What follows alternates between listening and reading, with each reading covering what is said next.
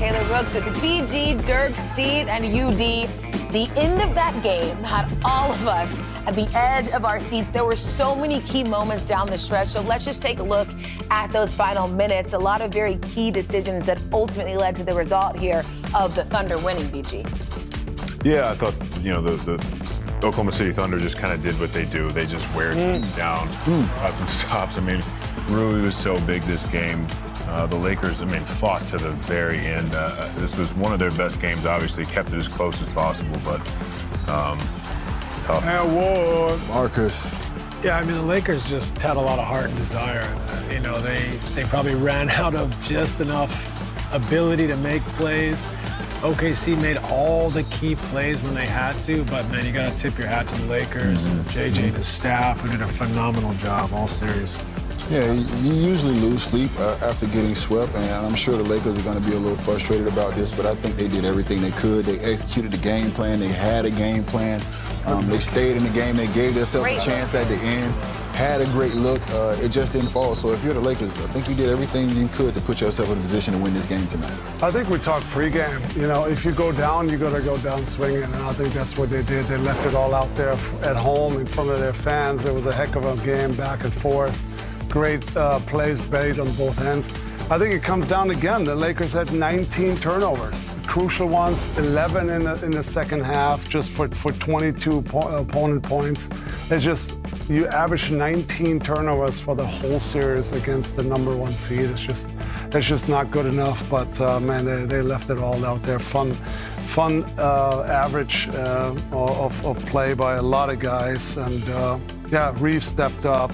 I thought Rui played a fantastic game. LeBron gave it his shot there and in the fourth and made a couple plays. Jackson Hayes out of nowhere. So credit to the Lakers, they left it all out there. Yeah, and part of those turnovers, Oklahoma City is just an unbelievable defensive team. But the problem is when you do have, call it 6 or 7 careless turnovers, Oklahoma City can force you into 12 or however many, however you want to slice it up.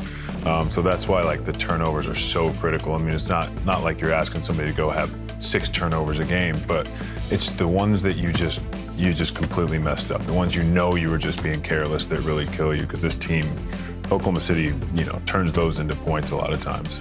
Now, of course, we just saw the fourth quarter there with the Thunder trailed in the fourth tonight for the first time this playoffs, but they ended up outscoring the Lakers 35-26 in the fourth.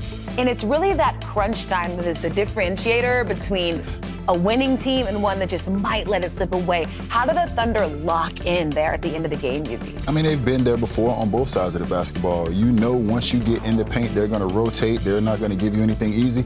Marcus Smart got downhill against Chet downhill and scored that last layup. And I was a little confused because I thought the big was going to rotate, and he didn't. Usually they don't give that up. But offensively, how unselfish SGA was. He knew they were going to trap him on that last pass. That was just setting those guys up. He hit him in the pocket. Obviously, you got to pass to Chet, or you got to pass to the corner with the corner shooter. You hit Chet. He did a great job of not traveling, keeping his pivot foot down, going up strong, finishing.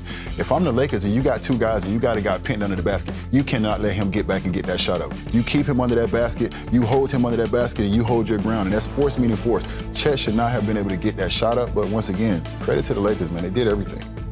On the OKC side, we were wondering the whole time who's going to be the third guy stepping up. It was obviously Mitchell and Shea all night, but they had nobody else in double figures. And here comes McCain in the fourth quarter, made some big threes, being all fired up. And then Chet had some big baskets down the stretch, and in some scramble, had 2 dunks. He's just using his length, that big pass UD was talking about with Hartenstein. That's what they, obviously work on so many times. Double Shea, Hartenstein slips out, big pass, and that was a huge bucket. So I felt like they've seen it all, and that's why they're champs. They have a lot of answers to everything you throw at them, and that was a great way to finish. I think the Lakers have success when they bring Hartenstein up when they're doubling Shea. It's guards coming to hit him, and the spacing's difficult. When Hartenstein comes up, they know they're doubling. They bring Hartenstein up. He catches in the pocket. You got a 7-footer in Chet under the rim, and you got shooters in the corner. So you get to that diamond out of the double team, and it's 4-on-3, and you've got them spaced out.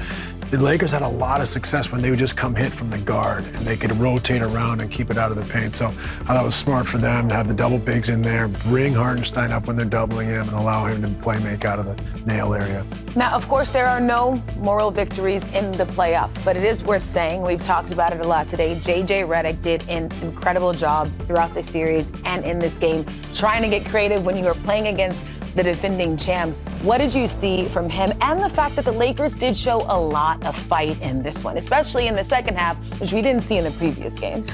Yeah, I think putting them in positions to be successful, I think defensively it's really tough to guard them, but he threw a lot of junk defenses at them, kept them in the game for the most part in the first half of the first 3 games. Then obviously this game was able to sort of sustain that and also hold down that terrible second quarter shooting. Yeah, it is time now for Premium Player presented by Patron. We are so happy to welcome in AJ Mitchell. Congratulations on this win.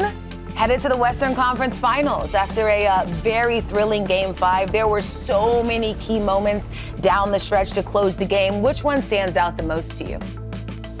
I mean, it was a tough game. I think there was a lot of plays that stand out, but I think the best thing we did was just staying together for 48 minutes. We did a great job down the stretch, taking care of those situations and took care of business. AJ, man, good night tonight, man. Way to hoop. Appreciate you. 284 minutes in the postseason this year, 84 total in the postseason last year.